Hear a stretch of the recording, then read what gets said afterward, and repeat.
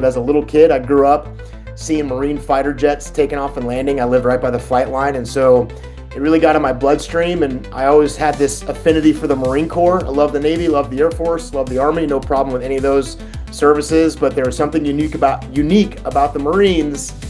And what I liked about the Marines is, in my mind, they were the toughest organization to get into and be a part of. I felt if I could be a Marine, I could be anything. And I always liked that in the Marine Corps, unlike the other services, you're not in the service, you are the service. I saw Top Gun when I was a kid. That movie got in my bloodstream. I'm thinking, man, the coolest thing in the world would be land planes on boats. I found out that Marines land planes on boats, and it became my absolute goal at a pretty young age to fly in a West Coast boat squadron. I was very, very fortunate that the timing, the circumstance, and my performance at the ship in flight school and training was good enough to go to a boat squadron. And I did 2 full workups, 2 full cruises off carriers, and loved most of it, hated some of it. Night carrier landings are not fun. I have a story that I wrote about a 0-0 landing, which means I was landing in essentially a snowstorm, and it was just the worst weather possible. I couldn't even see the ship until in close. And so I've had some terrifying laps around the boat, but I think there's not a naval aviator in the world that hasn't had his or her night in the barrel behind the ship trying to get aboard that thing. My standard answer is, I get asked this all the time on social media, I guess all the time, and I say all of them, and then I say Raptor. I mean, listen, man, the F-22, there's just flying that jet, it's unlike anything. If you could just describe aviation in one word, and what would that one word be and why? Oh yeah, thank you so much, like I said, for taking the time to join me here today. I know it's gonna be you're gonna be a great guest, and I know we're gonna dive into a lot. We definitely got a lot to unpack here. So why don't we start by if you could just give us a short, maybe 60 to 90-second overview of your long career, what you did, who you are, and all that. That'd be great. Yeah, you bet, man. I was in the Marine Corps for 23 years. Most of that was as a pilot. I joined the Marine Corps as a ground officer, but got selected to go to flight school. Ended up flying jets, flew F-18s off carriers, did a couple of combat deployments off an aircraft carrier in the F-18. I went to Top Gun as a student, went back as an instructor. And while I was an instructor at Top Gun, I learned to fly the F-16 as well. So I got to fly 2 different jets there, which was cool. I spent a year as a forward air controller, and 7 of that was on the ground in Iraq in the Battle of Ramadi, calling in airstrikes and doing a totally different ground mission there, which was kind of wild. Went back to flying F-18s, got selected to be the only Marine to ever fly the F-22 Raptor on an exchange with the Air Force, which was super cool, and flew the F-22 for almost 4 years. And then went to be the first operational pilot to fly the F-35B and was the commanding officer of the world's first operational F-35B squadron. Then I went to school. Marine Corps sent me to Johns Hopkins, and I got a couple of degrees from Johns Hopkins, an MBA and a master's in policy. And then I eventually retired, and I'm at a company called Echelon Front, where I work with a bunch of people that teach leadership as a skill to companies and teams all around the world. Great. That was a great summary. And yeah, like I said, we definitely have a lot to unpack. I don't know if we'll be able to get to all of it, but I'll try to get to as much as we possibly can. I would like to point out, I've had guests from the Air Force, the Navy, even some civilians, but you are the first Marine I've had on. So no pressure. You are representing the Right Marines on, man. for the Aviation Nerd Podcast. But Excellent. yeah, definitely a great guest. So you did join the Marines. Why the Marines? I feel like the Marines isn't something people typically associate with airplanes, but they do have airplanes. So why'd you choose to go Marine Corps? Yeah, I wanted to be a Marine more than anything. I grew up near a Marine base when I was a little kid. So when I was about 5 years old, I moved to El Toro in Southern California, and there's a base there called Marine Corps Air Station El Toro. It's long since closed, but as a little kid, I grew up seeing Marine fighter jets taking off and landing. I lived right by the flight line, and so it really got in my bloodstream. And I always had this affinity for the Marine Corps. I love the Navy, love the Air Force, love the Army. No problem with any of those services, but there was something unique about the Marines. And what I liked about the Marines is, in my mind, they were the toughest organization to get into and be a part of. I felt if I could be a Marine, I could be anything. And I always liked that in the Marine Corps, unlike the other services, you're not in the service, you are the service. So if you're in the Marine Corps, you are a Marine, which is really cool. And it just I put them on a pedestal, man. And I wanted to be a Marine more than anything. So I joined the Marine Corps as a ground officer without a guarantee to fly because it was the most important thing to me is to say that I was a U.S. Marine. So that was the catalyst to joining the Corps. Yeah, you made it and you were a Marine for 23 years, I believe, and that's very impressive. I've definitely, the few Marines that I have met, definitely seems like a special breed and a special part of the military. But you did end up making it to flight school, and now you must have done well because for anyone listening who isn't aware, from what I understand, it's whoever is at the top of the class gets what they want, and you got F-18. So what did you do well in flight school, and what kind of were your strategies to achieve success? Yeah, flight school is a unique place, and I think one of the things I learned about flight school that I think is important just in general is, in one sense, you're there with people you're competing with, because the Marine Corps, and I think most services are like that, is it's a general policy. It's not a guarantee, but if you want to get what you want, finish number one. Everything else after that is what they call the needs of the Marine Corps. So there's no guarantee, and so if you want to pick and choose the things you want to do, the best thing you can do is finish at the top of your class. So there's a competitive nature to every single phase of flight training and all training. And at the same time, the people you're competing with are some of your closest friends that you'll have lifelong relationships with. So you have to strike the balance of working really hard, doing a really good job, trying to finish towards the top of your class as best you can. But you got to be a good teammate and you got to learn that it's not just about your individual success, it's the success of the team. And I found, and I had to learn this, it didn't come naturally to me. I don't think it does to anyone, but I had to learn that the better teammate that I was, the more successful I was individually. And it took some time to learn that. But eventually I cracked the code that the best way for me to learn was to study and work hard with my teammates and be a good partner in that, learn from them, help them when they needed it, and vice versa. And ultimately, I was very fortunate that I got to do what I wanted to do, and I did well enough to get those choices. And I wanted to fly F-18s in Southern California and fly off carriers. And it's a pretty narrow path to get there, so I had to do well, but not you can't do it at the expense of your teammates. You got to balance both of those. Yeah, definitely sounds like there's some important lessons that are taught early on in flight school, and I'm sure you carried those lessons along with you. But another indicator that you did well is, from what I understand, is maybe this is just how it is now, but not all Marines get sent to the boat or the aircraft carrier. Yeah. First off, why is that? Is there a reason for why not all Marines are sent? Yeah, so the Navy and the Marine Corps have a great relationship. They are indelibly connected. Marines and the Navy are part of the Department of the Navy. We are definitely teammates. I was doing what at the time was called TAC Air Integration, which was Marine Hornets on carriers. And the Marine Corps has supported aircraft carriers for a long time. It's been decades and decades since we've done that, and we have a long history of doing that. But in the recent, more recent decades, the 90s, 2000s, and up until now, is we field carrier-based squadrons to really just support the Navy that might have a little bit of a shortfall there. Part of it is just the integration of the uniqueness of the two services that work together.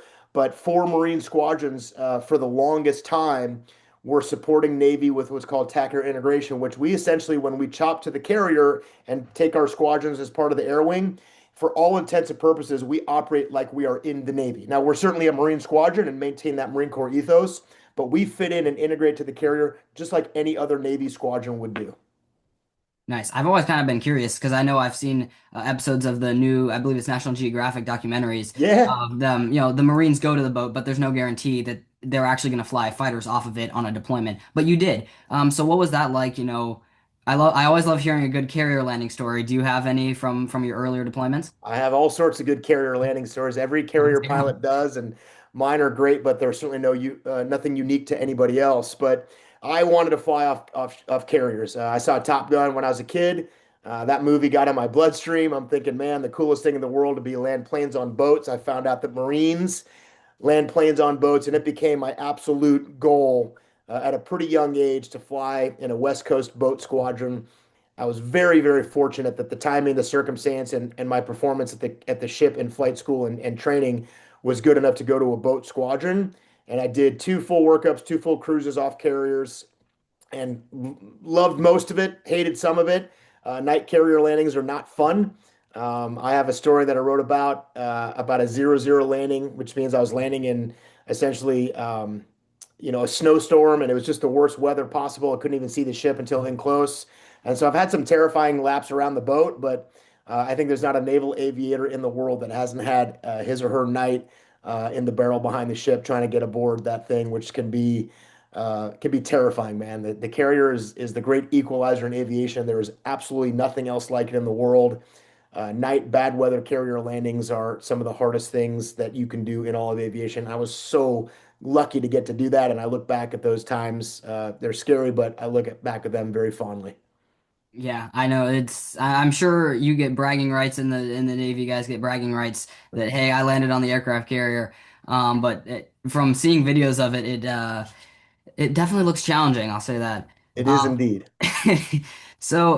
you ended up getting selected to go to Top Gun sometime after your first deployment. Yep. What was it like? I'm just imagining you getting a phone call and getting told that you're going to this elite organization inside of an even elite organization. What was that like to be told that you've been selected for Top Gun? Yeah, I can picture it. I got called into the commanding officer's office, and he told me. I was super pumped when he told me, and you can imagine that was kind of a highlight moment of my career is being told I was going to get to go to Top Gun. If you join the military, certainly naval aviation, whether it's Navy or Marine Corps, all of us, I don't care what service you're in, everybody's seen Top Gun. Everybody loves that movie. Every service pilot, Navy, Air Force, Marine, doesn't matter. We've all seen Top Gun as kids. That's a movie that I think has stood the test of time for pop culture and a huge inspiration, but that's a movie. When you start getting into flying and you get into flight school, you want to get jets, you want to get jets, you want to get fighters, you want to get fighters, you want to get the Hornet.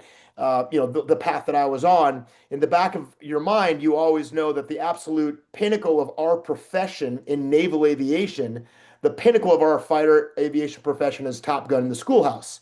The Navy Fighter Weapons School has had decades of just an incredible rich history of being the absolute premier institution to teach Navy and Marine Corps fighter pilots the tactics to be successful in combat. So I always knew in the back of my mind, it's something, I kind of fantasize about, something I dreamed about. And as I got closer and closer to the opportunity, the reality set in that there's a potential for doing this. And then the day you get called in to say, hey, you're going to go to Top Gun as a student, I mean, it's a kind of a life event, a full circle moment there from watching the movie as a teenager to then going up there. The school is very different from what it's depicted in some ways in the theater, which is, you're there. It's a long course. It's super demanding. It's a lot of fun, but you learn a bunch. The instructors are incredibly talented and capable, and you are there representing your squadron and representing the Marine Corps in the premier institution on the planet to teach fighter tactics. So it's nothing but just like the coolest thing ever, and I loved every second of being at Top Gun as a student. It was just awesome. Oh, it sounds awesome. But yeah, not everybody, from what I understand, we hear the stories of you and other individuals who have made it through the course, but not everybody does, and I'm sure you know that. What were some of your strategies that you used? I know we talked about strategies to make it through flight school, but what were some strategies that you used to keep yourself in this program, even when it got difficult?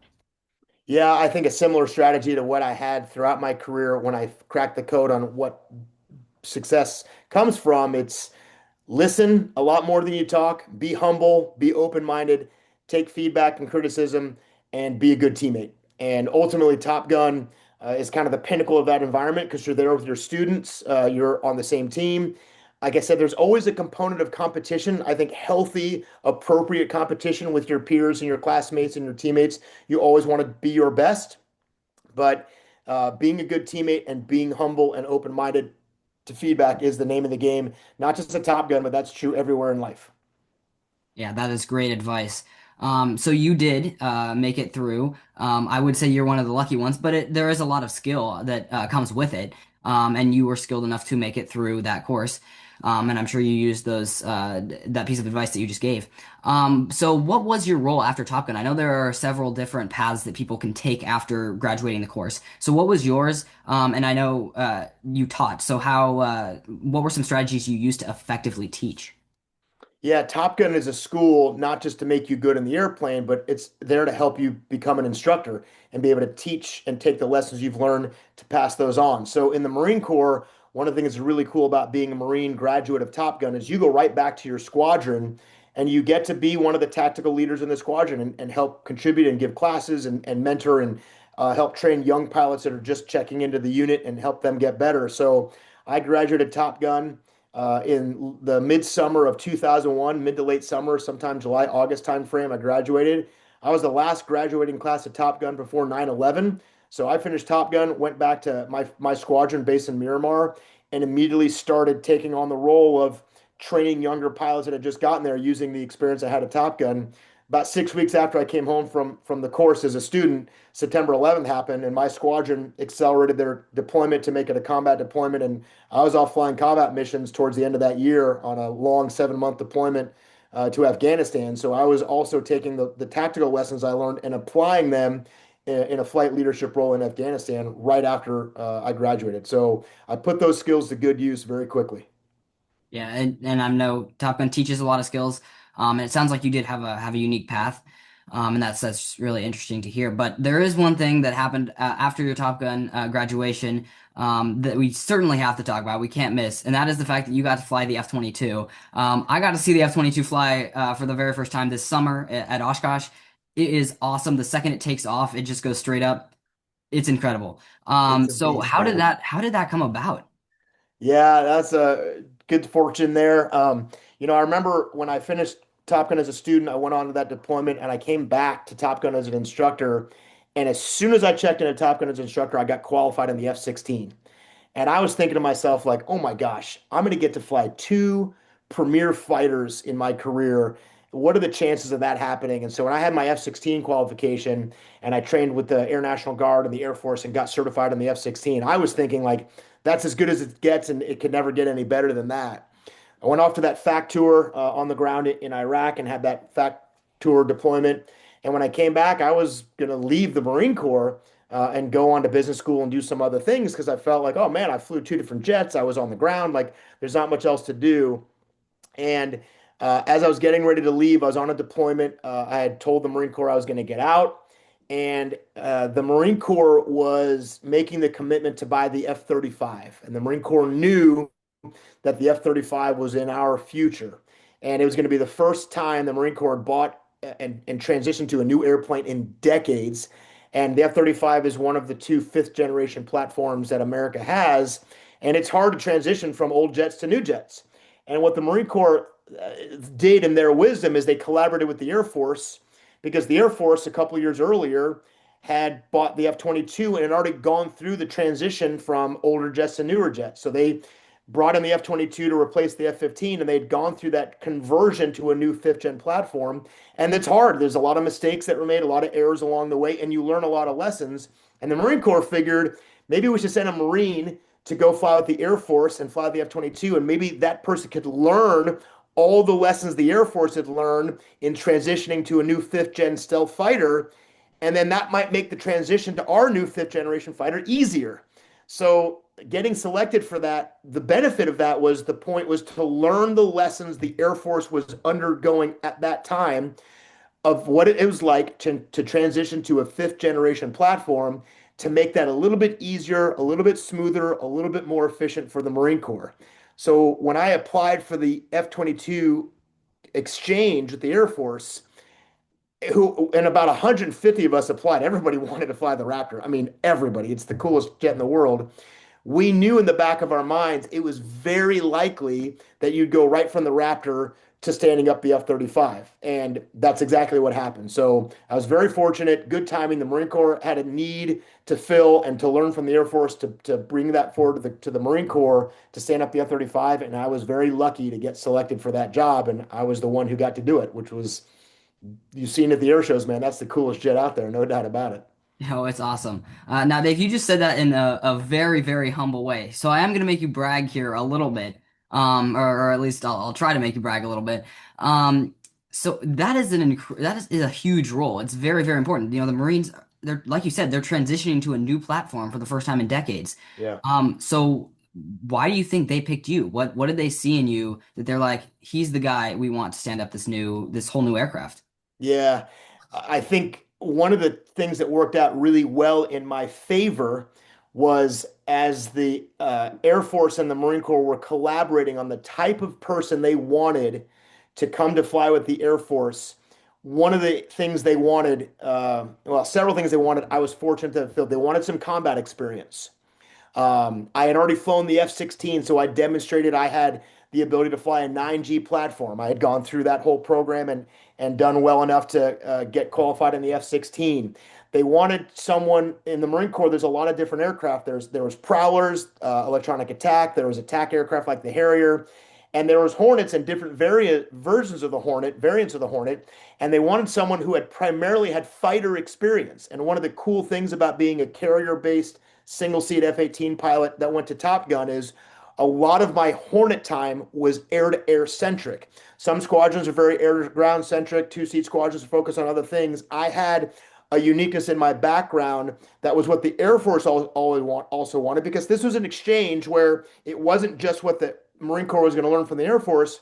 The Air Force wanted to learn from us as well. I was also very fortunate enough that relatively junior in my career, I was lucky enough to have been assigned some senior leadership roles. So at the time that I was on that deployment, when I applied for the Raptor, I was the number two. I was the second in command of a fighter squadron, pretty young in my career, earlier than normal.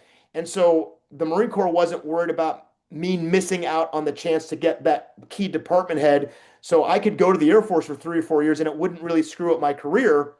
So all the things that I think were central to the exchange, Viper experience, Top Gun experience, fighter experience, combat experience, unique experience on the ground, and had a career path that could sustain an exchange. In the end, my resume was what the Marine Corps wanted, and the timing worked out really well. So a lot of good fortune, a lot of good timing, a lot of good alignment played out that I ended up really having what they were looking for, which made me a good candidate for the application. That's great. And I'm sure you gained a ton of experience. I think we're seeing the F-35B working well in the Marine Corps now. So that's testament to the work you put in and the rest of the team of Marines put in.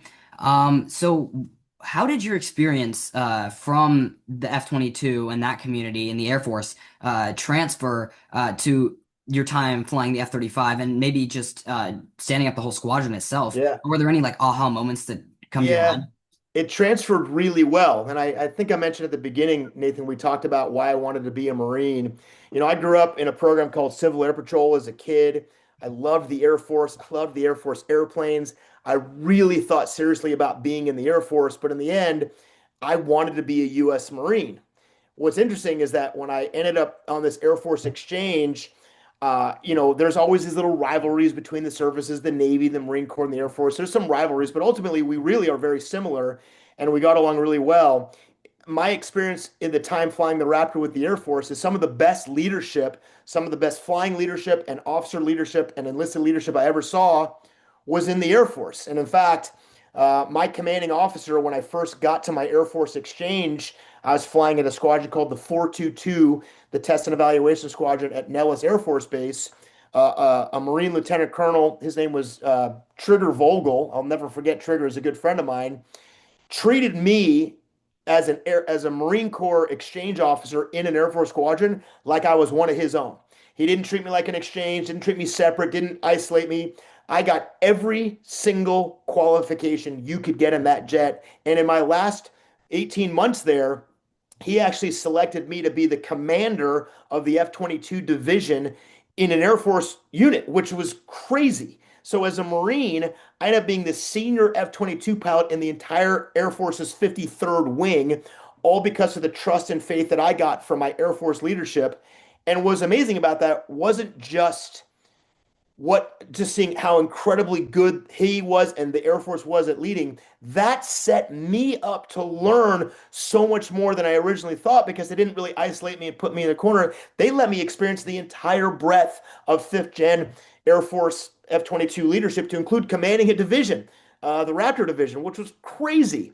And so I got exposure and learned so much more than I ever would have, all because of how good the Air Force was. So when I left the Raptor with all that experience, like I said, I was the Air Force terminology, I was a CFI instructor. I literally had every qualification you could get on that jet, as if I was in the Air Force. So when I converted over from the F-22 to the F-35, I brought with me a wealth of knowledge and experience, everything from like tactics of flying the airplane to how to lead a fifth gen organization, because I got to lead in a fifth gen organization as a Marine.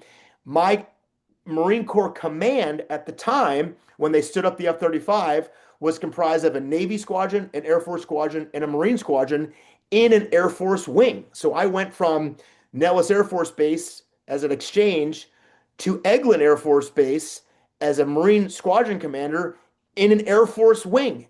And so I showed up fully prepared to communicate extremely well with the Air Force and their leadership. I had done 4 years on carriers and 3 years at Top Gun, so I knew the Navy side really well. And so, as a Marine, thanks to the Air Force and to the Navy, I was set up really well to transition and standing up the F-35, which is a truly joint platform, and integrate the A variant, the B variant, and the C variant as a Marine. And had the Air Force not taken care of me and had that not done that exchange, I don't think that would have happened. And so I was also very lucky. I was the only pilot in the world dual qualified in the Raptor and F-35 for like 5 years, which was amazing. All a testament to the Air Force and the trust they put in me and the good leadership they showed. So I don't know if Trigger's going to listen to this podcast. I hope he does. He one of the best bosses I ever had and put a lot of confidence and trust in me, but also set me up to help the Marine Corps stand up the F-35. And we were the very first squadron. There's the history now is a decade old. It has its roots not just in my time as a Marine, it has its roots in my time in the Air Force flying the Raptor at the 422, all because of the great Air Force leadership that I got to be a part of, which set us, the Marine Corps, up to be successful.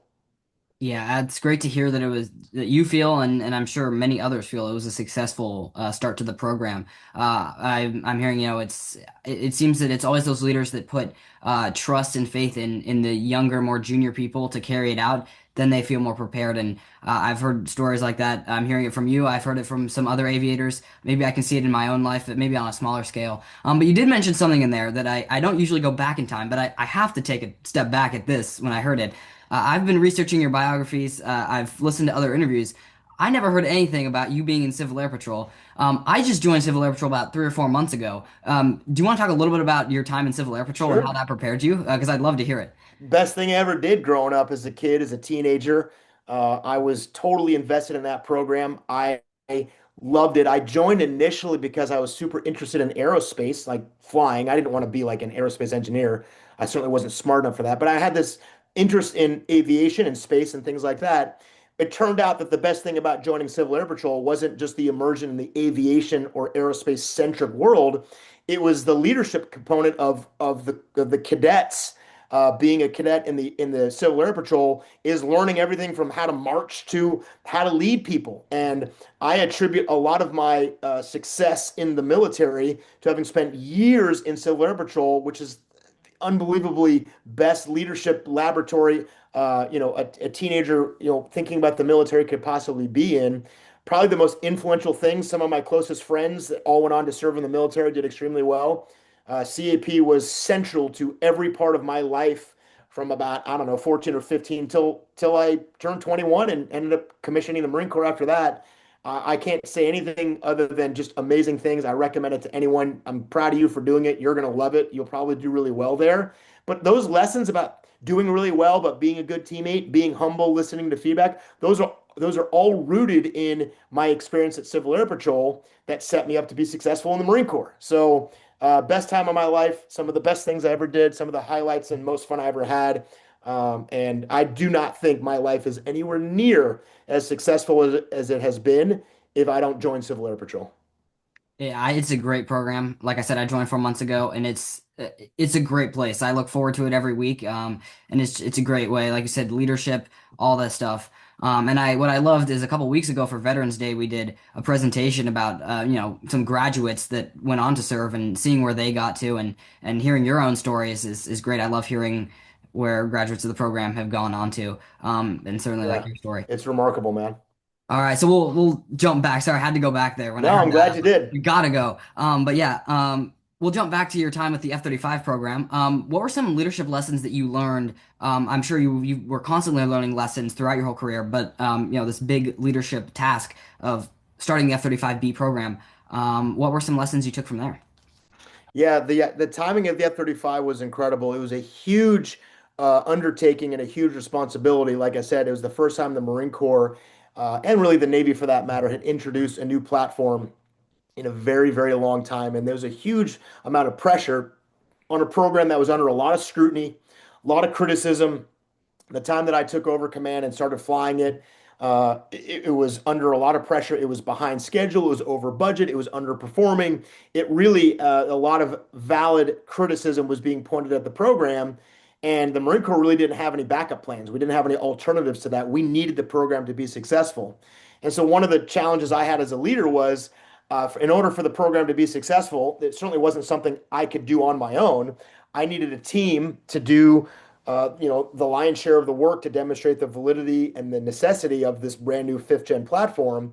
And what was unique about my role in the Marine Corps as the squadron commander was my squadron, the very first flying squadron of the F-35B, was comprised of former Harrier and former Hornet pilots from different coasts. And what's unique about the Marine Corps is there's a lot of standardization, but any Marine would tell you, and it's true for most of the services, certainly Navy and Marine Corps, is there's some differences between the East Coast and the West Coast. If you take an East Coast Hornet pilot and a West Coast Hornet pilot, they have some variations amongst them. They're not quite as standardized as, let's say, the Air Force is. And then the Harrier, a very different community. They're attack centric, East Coast, West Coast.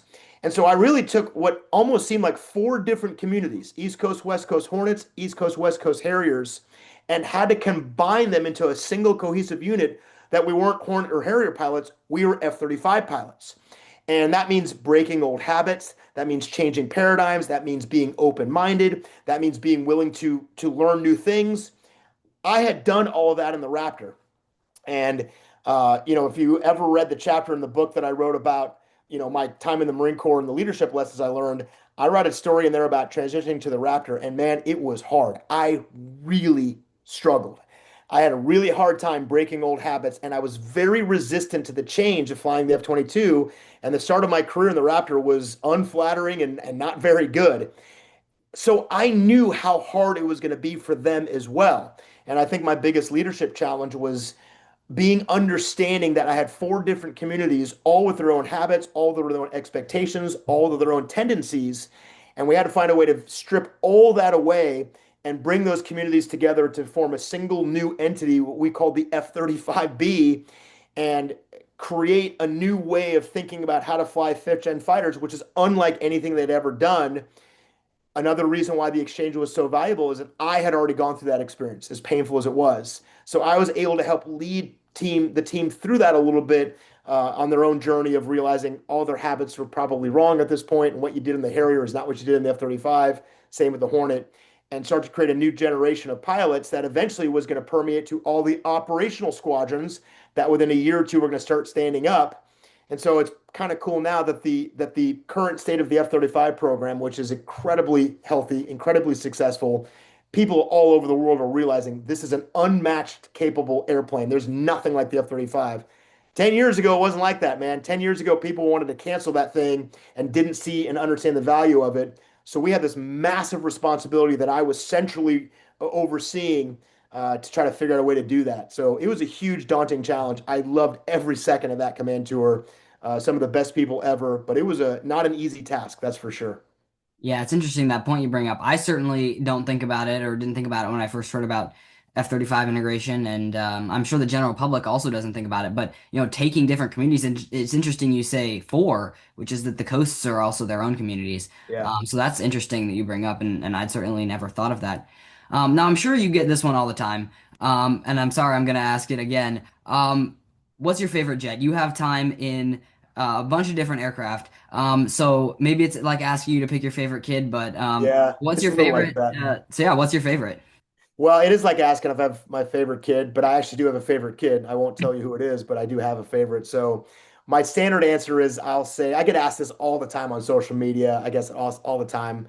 And I say all of them, and then I say Raptor. I mean, Oh yeah. listen, man, the F-22, there's just flying that jet, it's unlike anything. Now, I will be honest with you, having flown all four of those planes operationally, I don't know. I got thousands of hours in fighters.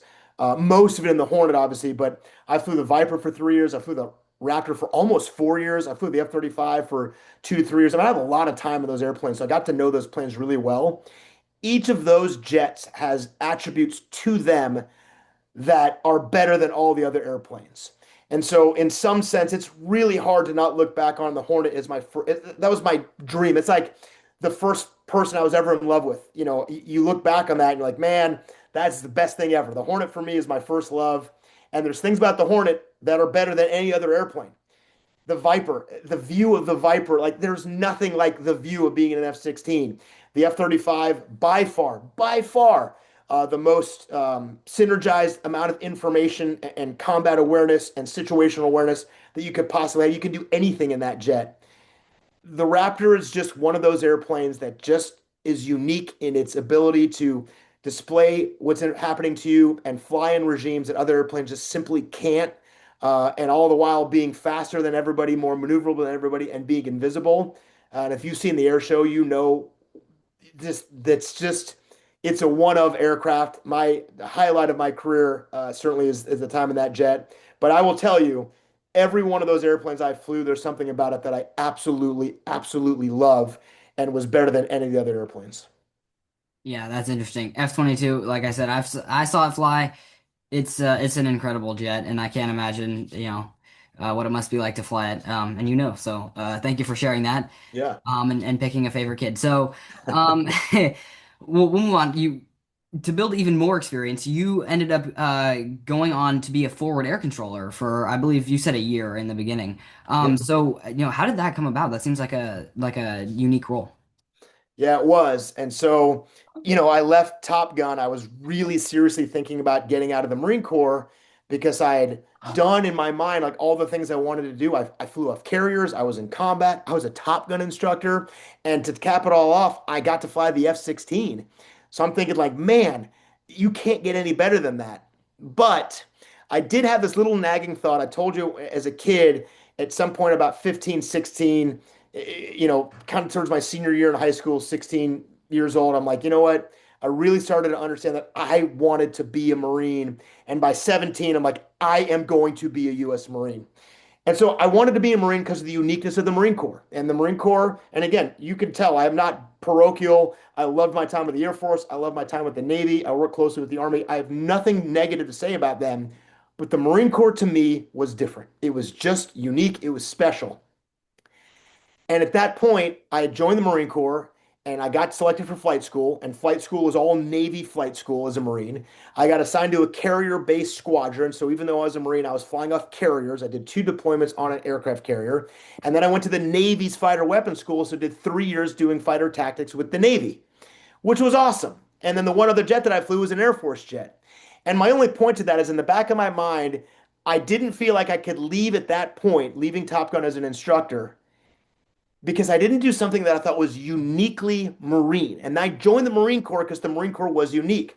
And the most unique thing the Marine Corps does is their pilots, and no other service does this, can be forward air controllers, which means as a Marine fighter pilot, you can be on the ground leading Marines in combat. And, it was 2005. There was a very violent war going on. I wanted to have a unique Marine Corps experience. And so I volunteered and I basically forced my way into what's being a FAC. But I'll say at the time when I volunteered for that, the volunteer job had was to go to Japan and stand up a new unit being built in Japan, a unit called Anglico. The fifth team was going to get set up in Japan.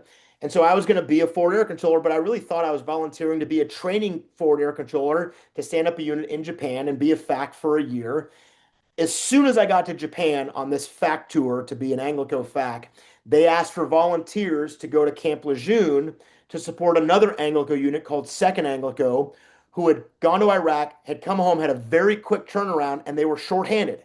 And so they needed people to plus up that unit. And so I volunteered a second time. I wasn't going to go there and not volunteer. It was like, hey, I'll volunteer to go do that. So instead of going to Japan, I then very quickly turned around after all my training, went to Camp Lejeune to go be a FAC for the second Anglico unit and supported them and deployed with that unit out of Camp Lejeune to go to Iraq. And as the senior FAC, I assigned my team, my SALT, my liaison team, to go to a place called Ramadi which I knew about Ramadi, was the center of the counterinsurgency because my best friend, another cadet, best friend I met him in Civil Air Patrol, we're best friends to this day. He was a FAC at Ramadi. He's like, hey, this is where it all is. If you're going to do it, be a FAC, you need to come here. And so I ended up finding myself in Ramadi, and I was a ground FAC for 7 months in 2006 at the height of the insurgency, and at the time, which is the most violent city in the world. It was night and day from leaving Top Gun. I was the senior instructor at Top Gun. I was the training officer, so I ran Top Gun as a Marine. The next thing I'm doing, I'm on the ground as a forward air controller in Ramadi in 2006. You could not have a starker contrast, but I did a very Marine Corps unique thing, and I was a FAC in Iraq in 2006, and it was a life-changing experience. The hardest thing I've ever done, the most influential thing I've ever done, certainly the most challenging thing I've ever done in my time in the Corps and in life in general. That sounds like a great experience, and I'm sure you learned a lot of lessons there. We are running short on time, and I would love to hear all of them, but we'll talk about some more later on. You're good. Yeah. What do you got? Yeah, well, you did. I did want to jump back a little bit here because you did mention earlier on that you knew that you wanted to join the military earlier on in life, 15, 16. Maybe this is the way the culture is drifting now, but did you ever get anyone that, kind of looked at you funny when you said, I want to join the military? And if you did, how did you respond to that? No, I mean, I don't, if I did, I don't remember. So, I'm a little kid. I grew up in El Toro. There's airplanes flying overhead. I don't have any military background in my family. No one was telling me to do anything. I really liked airplanes. I loved seeing the jets take off and land. Top Gun is a movie. I think I was like 14. And so, around that time, I'm like, hey, I really want to, I think I want to join the military. Um, by 15, I'm like 100% going to join the military. And I wanted to fly. And that's when I joined Civil Air Patrol. So all the people in my life, all my friends, all my counterparts, people I hung out with, people I socialized with, people in my social circle, they're all CAP cadets. And so like to say we wanted to be in the military was like everybody wanted, like they all wanted to be in the military. Now, they all wanted to be in the Air Force, and I kind of pretended to want to be in the Air Force for a little while, but at some point pretty early on in my CAP career, I'm like, I'm going to be a Marine. And I was the guy that they knew was going to join the Marine Corps. My best friend Neil ended up, switching loyalties from the Air Force to the Marine Corps as well, and he and I were the two outliers that joined the Marine Corps. All my other friends joined the Air Force, but there was never any like resistance to that idea. I'm sure there were people that I don't know what people thought. All I cared about was what my friends thought, what I thought, and what my parents thought. And my mom was like my biggest supporter. I'm like, hey, I want to fly F-18s for the Marine Corps. And her attitude was, well, someone's going to go do that. It might as well be you.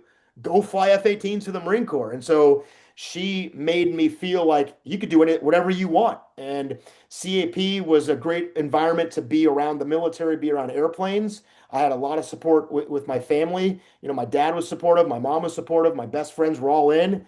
The biggest deviation was I was going to be the one Marine, which in the end is like hardly any different. But I have no recollection of anybody discouraging me. And if they did, I probably just totally ignored them. I couldn't care less what anybody else thought. By 16, 17, I'm like, I could have told you at 17 years old when I went to the Marine Corps officer selection officer, the squadron I wanted to be in was VMFA 314 in Southern California. And that's the squadron, by the way, I ended up in, which is crazy. But I was like single-minded, singular focus. So if I happen to cross paths with someone who was negative about it, I probably just totally blocked it out of my mind. Oh, that's great that you had that attitude. Yeah, it seems like you were playing the same game I'm playing right now. If like, everyone, a lot of the cadets want to go to the Air Force Academy, and where you want to go to college? Oh, Air Force Academy, Naval Academy. Just kind Yeah. of throw it in, like just pretend. But Dude, yeah. all my friends that wanted to go to the Air Force Academy, they all went. I can think of Oh four yeah. people off the top of my head right now. They're all smarter than me. They're all more talented than me. They were better athletes than me, certainly better academically than me. The cool thing about the Marine Corps is Marine Corps doesn't care about anything except can you be a good leader? Are you in good shape and can you learn to lead Marines? So I was a political science student with a marginal GPA. No, I don't even know what my high school GPA was. It by no means was the Air Force Academy even remotely part of my future. But all my friends ended up in the Air Force, all went to the Air Force Academy, all went on to great stellar careers. And that just wasn't me. I'm not encouraging people to not do that. The Air Force Academy is an unbelievable place. The Naval Academy is an unbelievable place. And competitive and brings the best and brightest there. I just wasn't. There was no way that was going to happen for me. I wasn't that smart. I wasn't really interested in like aerospace things like that. But I also kind of deep down, I liked being a little bit of the outlier. I liked having that little counterculture thing, like, oh, that's the guy that wants to be a Marine. So that to me was a lot of fun. But there was never really any negativity. But I thrived on you go join the Air Force, I'm going to join the Marines. Even though I was in CAP wearing an Air Force uniform, doing all the Air Force stuff, back in my mind was I'm going to do something different. And to me, different was being a fighter pilot of the Marine Corps. And it all kind of worked out, which was crazy. All of my friends, we all ended up doing exactly what we wanted to do. That's great. Yeah, I know we've had a couple cadets last year that went off to the Air Force Academy, and I'm sure Oh we'll yeah. probably have some next year. So it's definitely a great program. But yeah, Go, we'll go go back to the we'll go Naval back to Academy if you can, and then get a Marine commission, and you'll be better than everybody. exactly. That's a great way to look at it. Try not to rub it in people's faces too hard later on, maybe. But yeah, but yeah. So you did end up d deciding to separate from the military at some point there. So you know what kind of led to that decision that okay, this is it. I'm gonna get out. Yeah. I had this crazy career that if I tried to replicate it again, there's no chance it could happen. Too many things happen. Just good luck, good timing. I mean, who flies four jets? I was a fac. I got master's degrees from the Marine. Like just total insanity. And what was interesting about that was I look back on that, and at every phase of my career, I was doing something unique and new and different. Nothing ever repeated, nothing ever replicated. There was no staleness to my career. So I always felt like I was being challenged in ways that were rare and uncommon, but every environment at even later stages of my career was totally different. Going to grad school, I was like 40 something years old. I was by far the oldest kid in my class. I got this fellowship from the Marine Corps to go basically be a civilian to go to Johns Hopkins to get a degree. And I'm like totally out of my comfort zone. And it was a representation of every stage in my career. I was doing something new and unique and challenging and difficult. And it was hard. And I really liked that. And I was getting to a place in my career where I actually was selected for colonel. I was selected to go back to fly the F-35, which on paper is amazing, right? I'm going to be a colonel in the Marine Corps. I'm going to fly the F-35 again. But it was the first time I had the sense of doing something that I'd already done. And what was odd about that was I wasn't that excited about it. I was kind of like, oh, okay. And like, I got selected for colonel. And I was like, that's that's exciting. And I got selected for command. I'm sorry, for F-35 and command of F-35 again as a colonel. And it there was a little bit not there. And I had this feeling of being a colonel, climbing up the ladder of an F-35 as a commander and not being excited about it, at least not the way that I'd been throughout my career. And I'm like, that is an unhealthy way. I'm not going to be a good commander. I'm not going to be a good pilot. I'm not going to be a good Marine, at least not to the standard that I set for myself. And I had to recognize that for the first time in my life since I was a little kid, I might not want to do this with the same passion that I'd always had. And as soon as I reconciled that with myself, and I was married, my wife and I, and we had kids, and she was super supportive of whatever I wanted to do. She didn't have an opinion either way. I'm like, hey, I'm not sure I'm super excited about this. And like literally the next day, I went into work and I declined command, I declined promotion, and I submitted for retirement. And I had no plans, no backup plans, no alternative plans. I had time. It was probably 9 months before I was going to get out, so I had plenty of runway to figure it out. But I just knew in my heart, I don't think I can do this as well as I'm supposed to do this if I didn't feel what I had always felt. And I had to be honest with myself that I just didn't feel it. And I know how that sounds like, be a colonel and fly F-35s and be a commander again. Like, it sounds great. Well, it is great. And it was amazing opportunity. I'm super grateful for it. But there was a part of me that recognized I didn't have the same energy and the same passion, which meant I wasn't going to be as good as I needed to be. And that was bad for the Marine Corps, bad for my squadron, my unit, and bad for me. And I literally the next day told the Marine Corps I'm going to move on. That's great that you were able to recognize that. I've definitely talked to some people who, you know, they realize that they're going to get up maybe towards admiral or colonel or sorry or general, and they're not going to get to fly and do what they love as much anymore. And it sounds like you're similar to that, and it's great that you recognize that and realize that it was time to move on. So speaking of moving on, we'll talk about what you moved on to. I see it on the wall behind you. So talk to us a little bit about what Echelon Front is and what your role is there. Yeah, Echelon Front is a leadership consultancy. We are the world's premier leadership consultancy. We teach the skill of leadership. So we're not motivational speakers. We don't go around, hyping people up. We go around teaching the skills that we all learned. The company was founded by two Navy SEALs, Jocko Willink and Leif Babin. They started Echelon Front. It just so happens when I was on my FAC tour, so when I left Top Gun to go be a FAC in Iraq, the Anglico team I led, I got to Ramadi at the same place and same time as Jocko and Leif's SEAL team called Task Unit Bruiser. And essentially, our team's kind of integrated. So every major battle, every major operation that Leif and Jocko wrote about in the book Extreme Ownership and based their leadership on, I was with them. So I knew them really, really well. We formed this amazing relationship. And I had this incredible combat experience and endured some of the greatest hardships with these two Navy SEALs. So I had stayed in touch with Leif, and when I had submitted for retirement a few months earlier, they had written the book called Extreme Ownership, which is this incredibly well written, also incredibly successful book that I recommend everybody read. Leif reached out to me and goes, "Hey man, it was just him and Jocko on this consultancy teaching leadership. The book had brought a lot of attention to them and they were going to grow." And he's like, "Hey, I think this company is going to take off. We would love for you to join." And so it went from Leif and Jocko and they brought me onto the team. I've been with them for almost 9 years now, and we've now grown into a company. We've reached thousands of companies, millions of people all around the world, and I've really gotten to be a part of that, from very early on. I have to give them all the credit. They started the company, they built it, but I've been with them for years and years and years. And the work that we do and the lessons that we learn from our time in the military apply to all people, all companies, all industries, personally, professionally, life, parenting, spouse, business, etc. And we found a ton of success taking our combat and military leadership, converting it into a language that is understood by all people in all industries, and helping people learn the skill of leadership, which is the hardest thing in the world to do and the most important thing in the world to do. And I have the best job in the world as I get to help people learn to be better leaders, which is the coolest thing ever. That's awesome. I know this is what my whole idea with this podcast is about, is share the lessons that are learned maybe from the military, from other civilian careers. And I think for people like me, I love hearing them and hearing how they can benefit people. And maybe for people who I guess don't want to hear it, it still will benefit them. So it's great to hear that you're going out and sharing the lessons that you guys have learned. So before we wrap it up, I know we're running short on time here. I told you 45 minutes, but we got distracted with Civil Air Patrol there.